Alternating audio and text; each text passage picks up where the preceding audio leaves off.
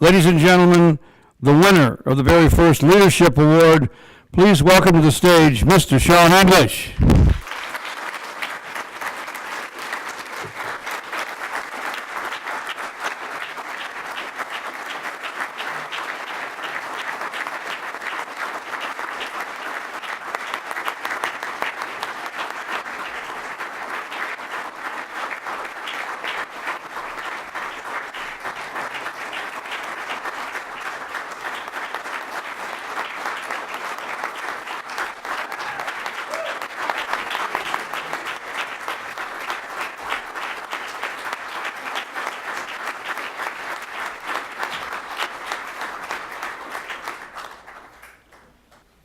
A very, very, very well-deserved standing ovation.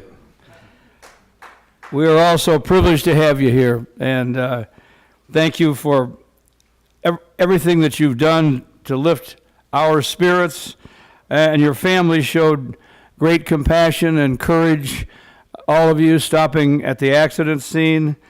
You were good Samaritans. So was Dr. Cynthia Ray. She lost her life, as the video said, trying to help those at the accident scene. And I know that, as everything that I've read, Sean, she's been a real inspiration to you. Yes, big time. Every day, it's a wasted day if I don't put her name to justice.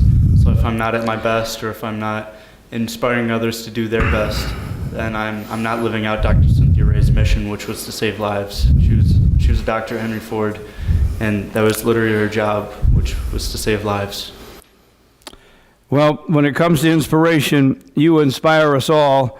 I know your dad, Sean Sr., the longtime UAD Jesuit track coach, and your mom, Peggy, and your sister and your girlfriend all inspired you in these grueling months of recovery.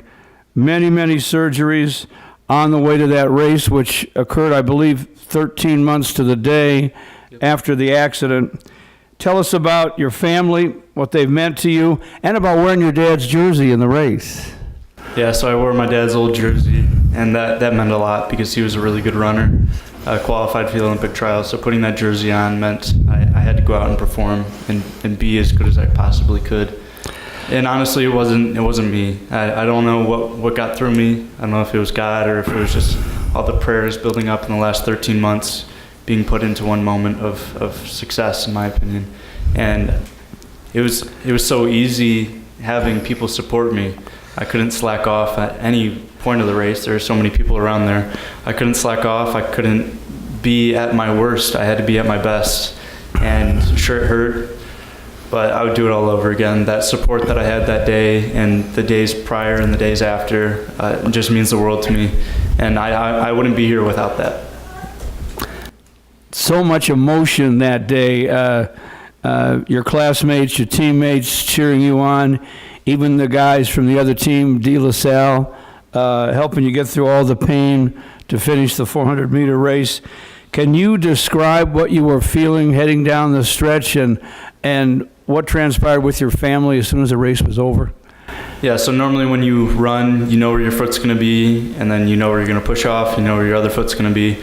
I was so tired with my legs. I've never felt that tired before in my life, that I didn't know if my foot was going to be there when I took that step. So I was kind of just trusting all my muscles and my legs to put the foot where I needed it to be. Because it seems so much simpler in your head. You put one foot down and then you push off and then you put the other one down. But for me, that was so difficult. So that back stretch, you saw the face. I was in pain. I was hoping I could finish and hoping that my feet would be under me when I stepped. And luckily I finished. And then after the race, I hugged my mom, I hugged my sister, and then I hugged my dad, and then my girlfriend asked me to prom. So it was do you want me to have a heart attack? I can't breathe now. It was a lot. It was a lot that happened, and then after that, I talked to everyone and I had a little interview after, and it was really cool having that moment, knowing that because I've always been saying I'm gonna run, and I didn't know if the ball was in my own court, and then it's cool saying that I did run, and that I will run again, and I will continue to build off of what I did, because that's just a starting platform. It's not over.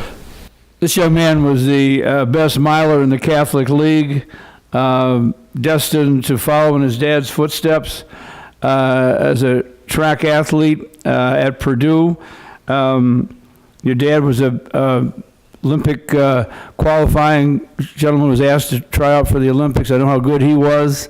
Some people say you were better. I don't know. But clearly, the neat thing is you're still heading to Purdue, and Paralympics may be in your future.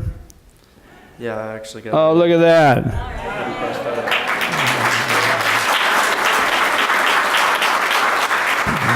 If that doesn't say I'm ready to graduate high school, I don't know what will.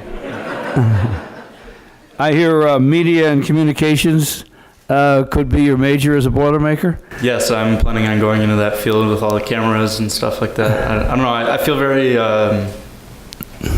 very in the moment, and I take stress, and I take people kind of giving me these challenges, and I take that with a full head of steam.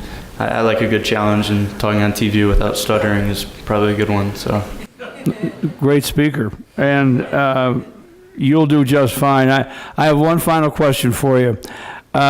You have said that the accident, everything that's transpired since then, has really reshaped your life and the way you look at life. Would you share that with us, some of the new feelings that you have? I mean, it makes you cherish life every day.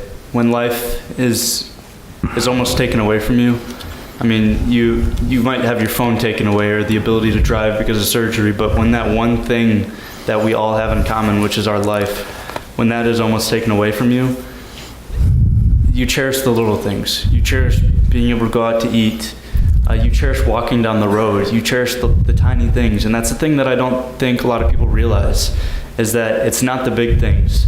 You athletes over here, you guys are going to college, that's amazing, but just putting on your shoes today or putting on that dress or that suit coat, that's a little thing that you guys should be cherishing.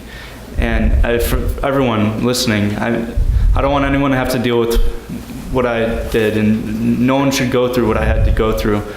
But just, I want everyone to know what I learned, and what I learned was I cherish putting my shoes on. I cherish walking out the door. I cherish going in my wheelchair, whenever it is. As long as I'm still breathing on this earth, I'm cherishing my life. So it's the little tiny things in life that people sometimes look over, but I always remember that, and I always remember that, listen, it could be worse. I could have been dead that day, or I could have been paralyzed, or I could have been damaged with brain injuries or internal organs or whatever it is.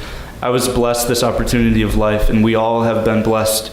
Even if it hasn't been the best health, it's health. We're all living, we're all breathing. So I think we should all be blessed that we are sitting in this seat today, and always remembering that there are people that have fallen, and there are people that would do anything in the world to be sitting here today.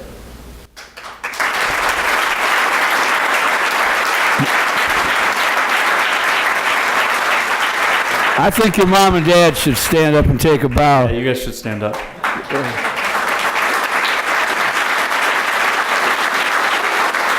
Peggy and Sean Sr. What a wonderful young son you have, and his future looks extremely bright. Congratulations, we're so proud of you, and you're so courageous.